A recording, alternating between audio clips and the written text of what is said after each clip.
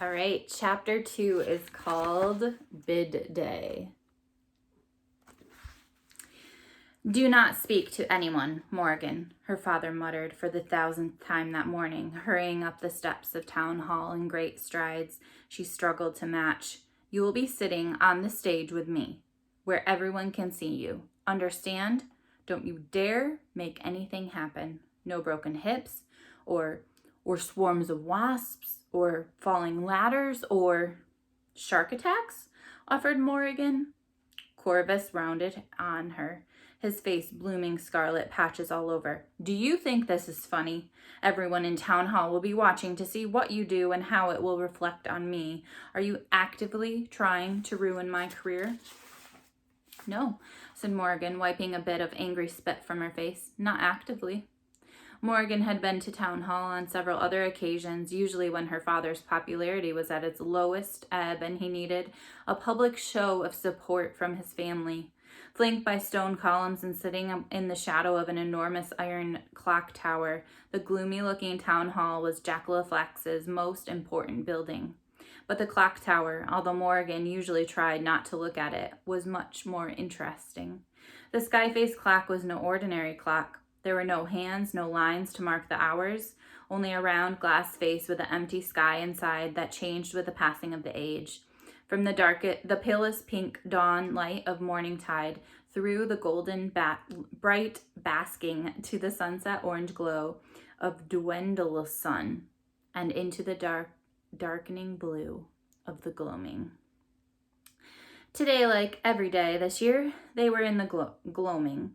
Morrigan knew that it meant it wasn't long until the sky-faced clock would fade into the fifth and final color of its cycle, the inky, star-strewn blackness of eventide, the last day of the age.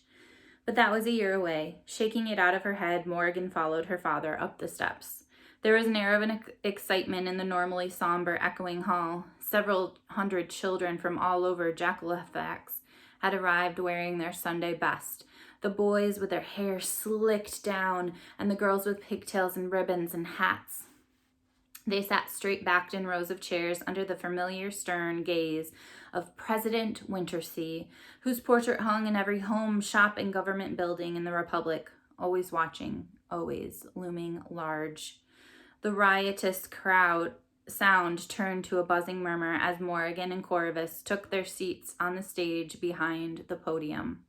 Everywhere Morrigan looked, eyes narrowed in her direction. Corvus placed a hand on her shoulders in an awkward, unnatural gesture of paternal affection, while some local reporters snapped photographs of them. Definitely front-page material, Morrigan thought. The doomed daughter and soon-to-be grieving father, a terrifically tragic pair. She tried to look extra forlorn, which wasn't easy when she was being blinded by camera flashes. After a triumphant chorus of the Wintersea Republic national anthem, "Onward, upward, forward, huzzah!" Corvus opened the ceremony with a very dull speech, followed by various headmasters and local business people who all had to chime in. Then finally the Lord Mayor of Jackaloflax put out a polished wooden box and began to read the bids. Morrigan sat up straight in her seat, feeling a flutter of excitement she couldn't explain.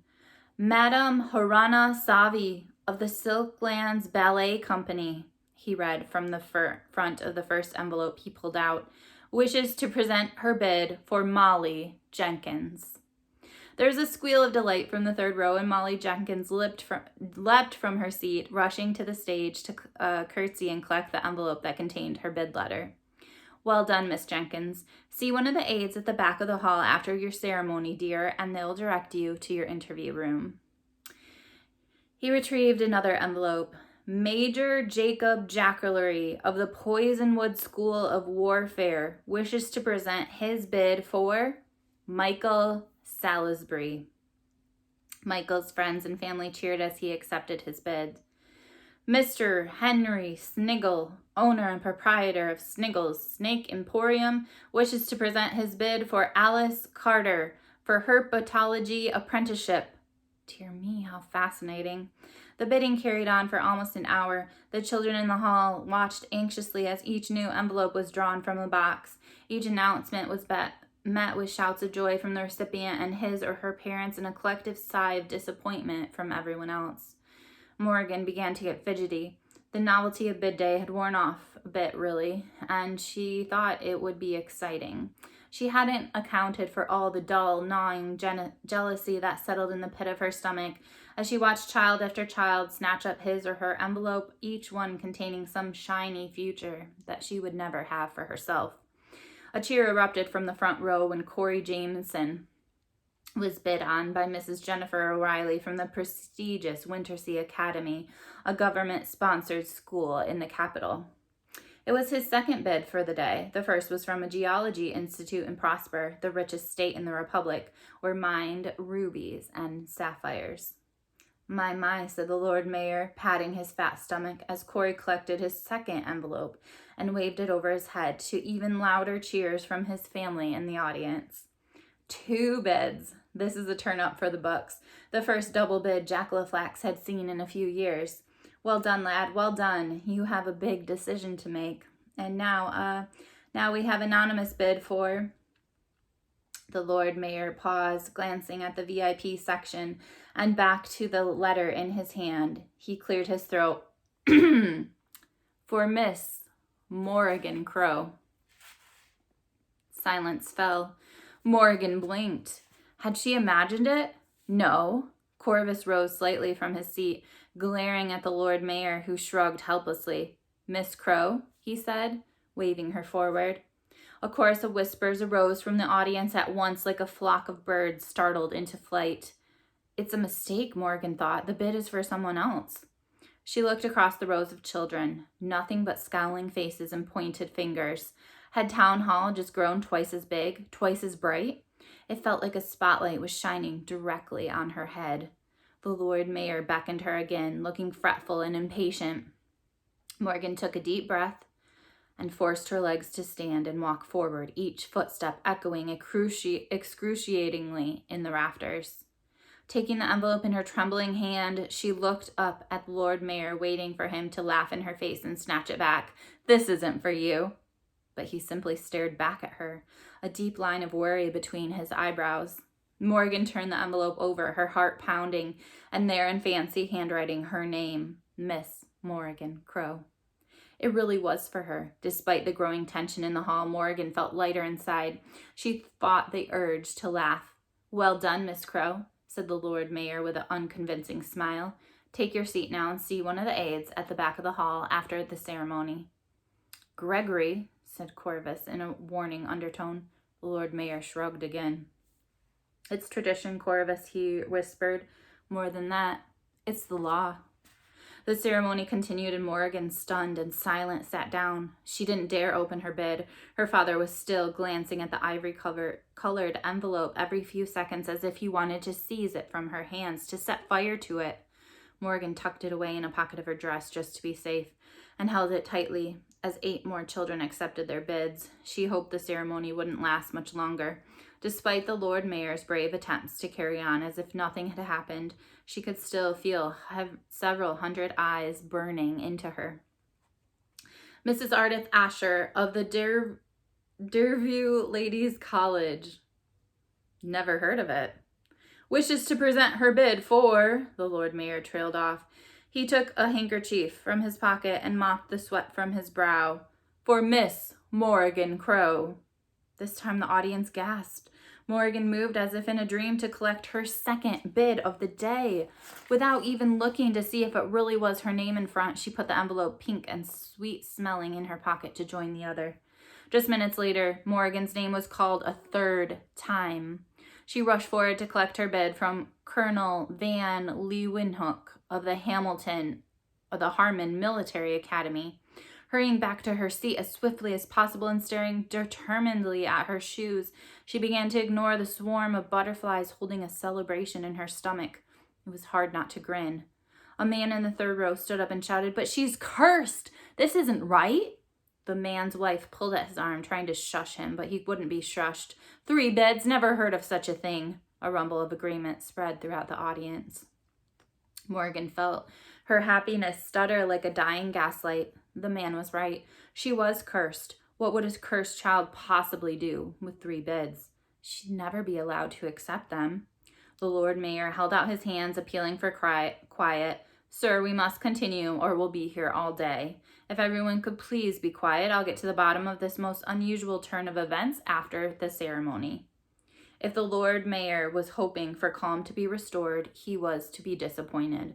For when he took out the next envelope, it read, Jupiter North wishes to present his bid for, oh, I don't believe it, Morrigan Crow. Town hall erupted as children and parents alike leapt to their feet, shouting over and over, taking various shades of pink and purple and demanding to know the meaning of this madness. 4 bids, 2 was uncommon and 3 highly unusual, but 4 unheard of. There were 12 more bids to announce. The Lord Mayor sped through them, his face dissolving into sweaty relief each time he read a name that wasn't Morrigan's. At last his hand scrambled around the bottom of the box and came up empty. That was the final envelope, said Lord Mayor, closing his eyes in gratitude. His voice shook. Would all the children who have received bids please move to the back of the hall, and our aides will show you to the interview rooms where you can meet your prospective patrons. Everyone else, I'm sure you all, doesn't mean you're not very capable well, he waved vaguely at the audience, who took it as their cue to depart. Corvus swore he would take action. He would sue. He would remove the Lord Mayor from office, but the Lord Mayor insisted on following protocol. Morrigan must be allowed to meet her bidders if she wished to. She very much wished to. Of course, Morrigan knew she'd never be able to accept any of the bids. She knew, in fact, that once those mysterious strangers discovered they'd bid on a cursed child, they'd take it all back and probably run very fast in the opposite direction. But it would be rude, at least, not to meet them, she reasoned, as they all come all this way. I'm sorry, Morrigan rehearsed in her head, but I'm on the cursed children's register. I'm going to die on eventide. Thank you for your time and interest. Yes, polite and to the point. She was ushered into a room with its bare walls, a desk and a chair on either side. It felt like an interrogation chamber, and in a way, Morrigan supposed it was. The idea of a meeting between patron and child was that the child could ask as many questions as he or she wished, and the patron had to answer honestly. It was one of the few things she'd picked up from her father's boring bid-day speech. Now that she would be asking questions, Morrigan reminded herself, "Thank you for your time and interest," she repeated firmly in her head. The man with feathery brown hair sat in one of the chairs, humming a little tune to himself. He wore a gray suit and a pair of wired rim spectacles that he pushed up on his nose with one pale, slender finger. He smiled calmly, waiting for Miss Morrigan to sit. Miss Crow, my name is Mr. Jones. Thank you for seeing me. The man spoke softly and in neat, clipped sentences. I've come on behalf of my employer. He would like to offer you an apprenticeship. Morrigan's rehearsed speech trembled out of her head. A little flutter returned to her stomach. One tiny, optimistic butterfly had just climbed out of its cocoon. What kind of apprenticeship? Mr. Jones smiled. Tiny lines wrinkled the corners of his dark, expressive eyes. An apprenticeship in his company, Squall Industries. Squall Industries? She said, frowning. That means you work for Ezra Squall. Yes, the most powerful person in the Republic. Second most powerful, I should say, after our great president. It suddenly struck Morgan when she heard that voice. He was the man on the radio talking about wonder shortages.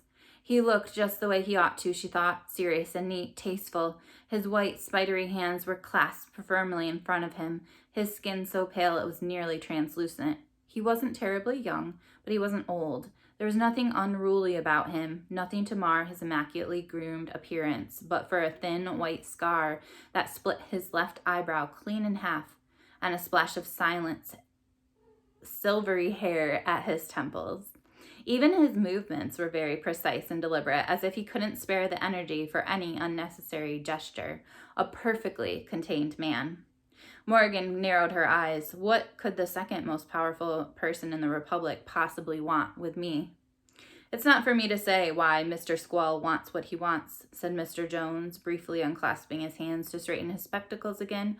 I'm only his assistant. I carry out his wishes. Right now, he wishes for you to become his student, Miss Crow. And His heir. His heir, what does that mean? It means he wishes for you to one day run Squall Industries in his place, to be rich and powerful beyond your wildest dreams, and to lead the greatest, most influential, most profitable organization that has ever existed. Morgan blinked. I'm not even allowed to lick envelopes at home? Mr. Jones looked amused. I don't believe you'll be licking envelopes at Squall Industries either. What will I be doing? Morgan had no idea what would make her ask such a question. She tried to remember what she'd been planning to say earlier, something about being cursed, thank you for your time. You will be learning how to run an empire, Miss Crow, and you'll be learning from the very best. Mr. Squall is a brilliant and talented man. He will teach you everything he knows, things he hasn't taught another living soul. Not even you? Mr. Jones laughed gently, especially not me.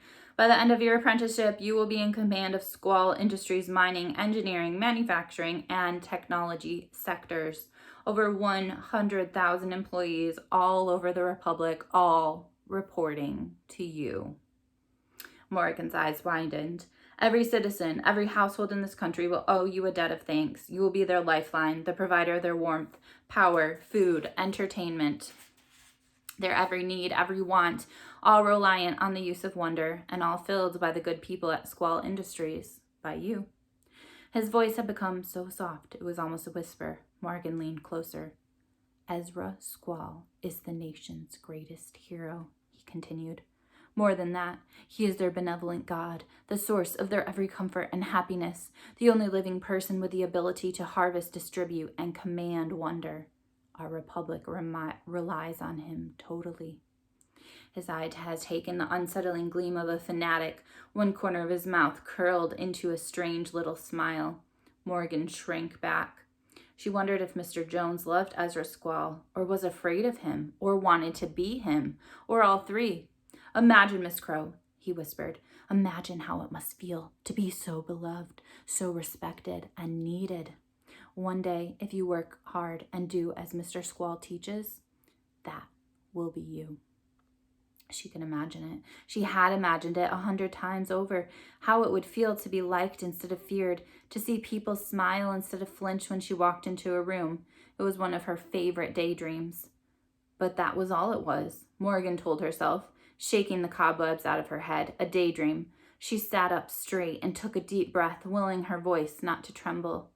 I can't accept Mr. Jones. I'm on the Cursed Children's Registry. I'm going to, well, you know, thank you for your time and open it, said Mr. Jones, nodding at the envelope in her hand. What is it?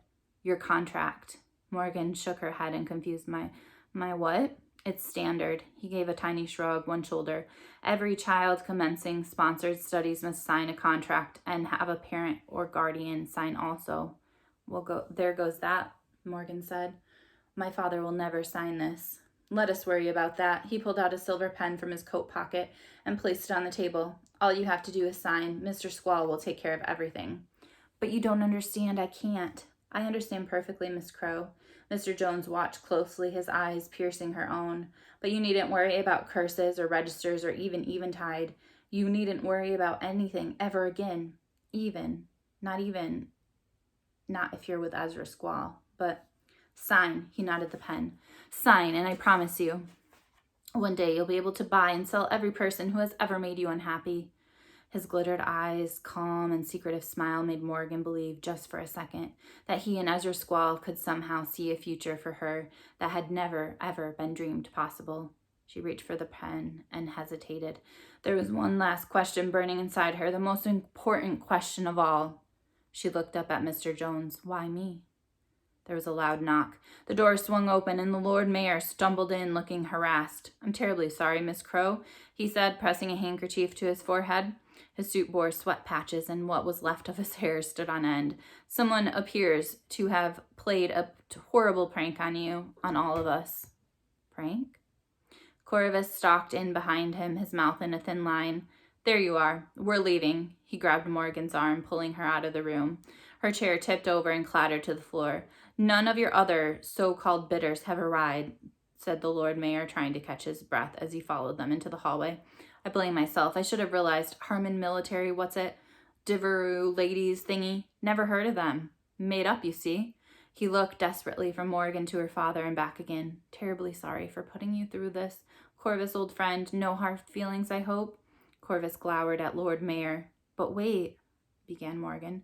Don't you understand, said her father in a cold, angry voice. He snatched the envelopes from her. I've been made a fool. It was all somebody's idea of a joke. Humiliated by my own constituency. You're saying that my bidders? The Lord Mayor wrung his hands. Never actually existed. That's why none of them showed up. I'm sorry you had to wait. But I'm trying to tell you that one of them did show up. Mr. Jones has come on behalf. Morrigan stopped mid-sentence as she dashed back into the interview room. His chair was empty. No pen, no contract. He disappeared. Morrigan gasped at the empty space.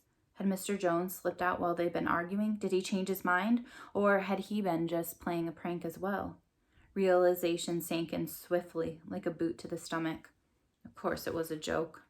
Why would the Republic's most powerful and important businessman want her as his apprentice? His heir?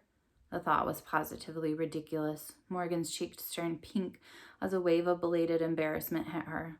How could she have been so gullible? Enough of this nonsense, said Corvus. He ripped the envelopes into tiny pieces, and Morrigan watched mournfully as they fluttered to the ground like snow. The shiny black coach pulled away from Town Hall with Morrigan and her father inside of it. Corvus was silent. He already turned his attention to the ever-present stack of paperwork in his leather case, trying to salvage what was left of the working day, as if the morning's misadventure had never happened. Morrigan turned to watch the crowd of excited children and parents spilling out of the building and into the street, chattering and waving their bid letters in the air. She felt a sharp pang of envy. It doesn't matter, she told herself. She blinked fiercely, tears stinging in her eyes. It's all just nonsense. It doesn't matter. The crowd didn't seem to be disappearing. In fact, so many people were gathered on the street that the carriage came to a complete stop. A stream of people hurried past, heading towards Town Hall and gazing up at something in the sky. Lowry, barked Corvus, knocking on the roof to alert the driver. What's the holdup? Get these people out of the way. I'm trying, Chancellor, but... It's here, someone shouted. It's coming! The crowd cheered in response. Morrigan craned her neck, trying to see what was coming.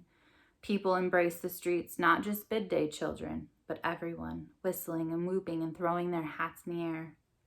Why are they... began Morrigan, then stopped, listening. What are those bells ringing for?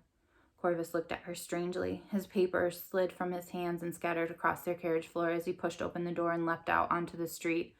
Morrigan followed, looking up, and saw what everyone had been running toward. The clock tower. The sky-faced clock was changing. Morrigan watched as the dusky skylight blue deepened to sapphire, to navy, and finally to a profound, unfathomable black. Like an inkpot in the sky, like a black hole come to swallow up the world, the bells were ringing for eventide. That night, Morrigan lay awake in the dark. The bells had rung until midnight, when they were abruptly replaced by an oppressive silence. There had been a warning, a signal to everyone that eventide was coming. But after midnight, they didn't need to ring anymore. Eventide was here. The last day of the age had begun. Morrigan knew she should be frightened and sad and worried, and she did. She felt all those things, but mostly she felt angry. She'd been cheated. She was supposed to be a 12-year-old age. Everyone said so. Corvus, grandmother, Morgan's caseworkers, chronologists on the news. 12 years of life was already too short. But 11? Now that the sky-faced clock had turned black, the experts were all scrambling to say they'd long suspected. They'd read the signs. They'd been on the cusp of publicly announcing that, in their opinion, this year or this winter was the last of the age. Never mind, they all said. We guess this one's an 11-year age. Everyone makes mistakes, and 1 year doesn't make much of a difference. Except, of course, it made all the difference in the world. Happy birthday to me, Morrigan thought miserably. She tucked her stuffed rabbit, Emmett, into the crook of her arm, where she slept every night for as long as she could remember. She squeezed him tight and tried to fall asleep. But there was a noise, a very small noise that was barely like a noise. It was a tiny whisper and a rush of air. She flicked on her lamp, and the room flooded with light. It was empty. Morgan's heartbeat quickened. She jumped up and looked around. Under the bed, threw open the wardrobe. Nothing. No, not nothing. Something. A small white rectangle stood out against the dark wooden floorboards. Someone had slipped an envelope under her door. She picked it up and creaked the door open to peek into the hallway outside. There was nobody there. On the envelope, someone had written, untidily, in thick black ink, Jupiter North of the Wondrous Society wishes to present his bid for Miss Morrigan Crow again. She ripped open the envelope and pulled out 2 pieces of paper. One was a letter, the other a contract, typed and official-looking with 2 signatures at the bottom. Above the word patron was a large, messy signature of Jupiter North, and second, above parent or guardian, she couldn't read and didn't recognize at all. It certainly wasn't her father's handwriting. Third space, candidate was blank, waiting. Morgan read the letter, feeling utterly bewildered.